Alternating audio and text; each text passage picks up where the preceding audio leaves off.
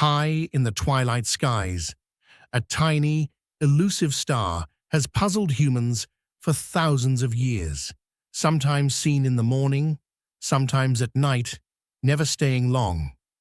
This wandering light was named Mercury, after the swift messenger of the gods. But to ancient civilizations, Mercury was more than just a planet. It was a symbol of intelligence, of speech, of wisdom, and sometimes of trickery.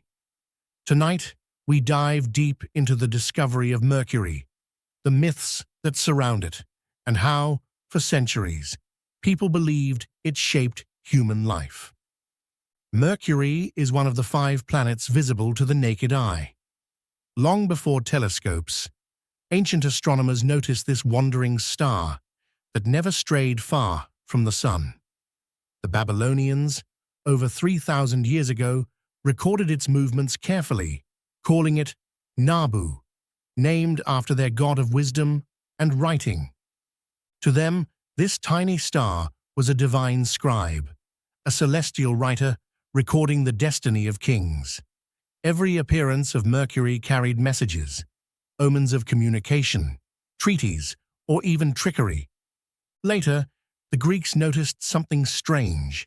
Mercury appeared both at dawn and at dusk. In the morning, they called it Apollo, god of the sun. In the evening, they called it Hermes, the messenger of the gods. For centuries, they believed they were 2 different planets, until the philosopher Pythagoras suggested they were the same. When the Romans adopted Greek myths, Hermes became Mercury, swift-footed, clever, and cunning. He was the god of travelers, merchants, but also thieves. For the Romans, Mercury's speed symbolized the constant movement of thought and trade. In markets, merchants prayed to Mercury for luck in business. Travelers prayed for safe journeys. Even tricksters prayed to him, asking for wit and persuasion. The Romans believed Mercury's planet in the sky was a reflection of his divine energy, darting quickly across the heavens, never resting, always moving. In Egypt, Mercury was not Hermes, but Thoth, the god of wisdom, writing, and knowledge. Thoth was said to have invented writing itself. He measured time, guided the moon, and judged the souls of the dead. Egyptians linked Mercury to thought, speech, and even the balance between order and chaos. To them, Mercury was not just a planet, but the very principle of wisdom that held society together. In Hindu mythology, Mercury is known as Budh, the god of intelligence, logic, and learning. Budh is described as wise, eloquent, and peaceful, riding a shining chariot across the sky. In Vedic astrology, Budh represents the mind, communication, and reasoning. A strong Mercury in one's horoscope means intelligence, good speech, and success in business. A weak Mercury, however, brings confusion, poor communication, and even dishonesty. Thus, Hindus saw Mercury not only as a planet, but as a force shaping human intelligence and speech itself. In medieval Europe, Mercury became central to alchemy. The metal mercury, also called quicksilver, was liquid, elusive, impossible to hold, just like the planet in the sky. Alchemists believed Mercury was magical, the very essence of transformation. They called it the spirit of all metals.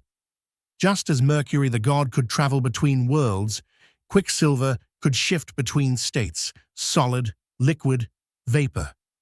The symbol Sol became one of the great alchemical signs, representing fluidity, transformation, and hidden wisdom. In astrology, Mercury has always been the planet of the mind. It governs speech, communication, writing, learning, and travel. When Mercury is strong in a person's chart, they are said to be quick thinkers, skilled speakers, or clever traders. But when Mercury is weak, astrologers warn of miscommunication, dishonesty, and confusion. And then comes the famous phenomenon, Mercury Retrograde. Several times a year, Mercury appears to move backward in the sky. Ancient astrologers saw this as chaos in communication and travel. Even today, many believe Mercury retrograde causes lost messages, broken technology, travel delays, and misunderstandings.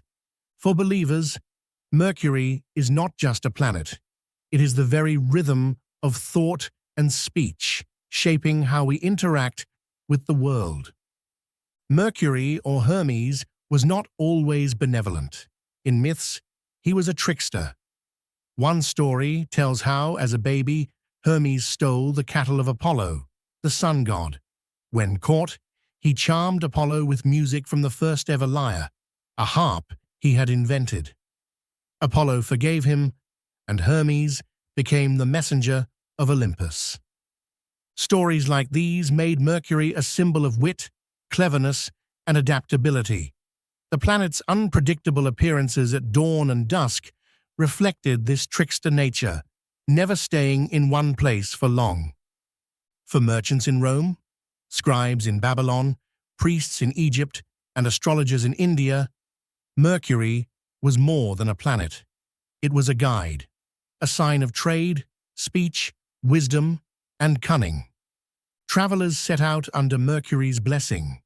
Writers prayed to Mercury for eloquence, and astrologers across civilizations agreed.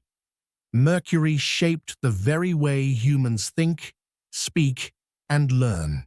From Babylon to Rome, from Egypt to India, Mercury has always been the messenger of gods, of knowledge, of thought itself.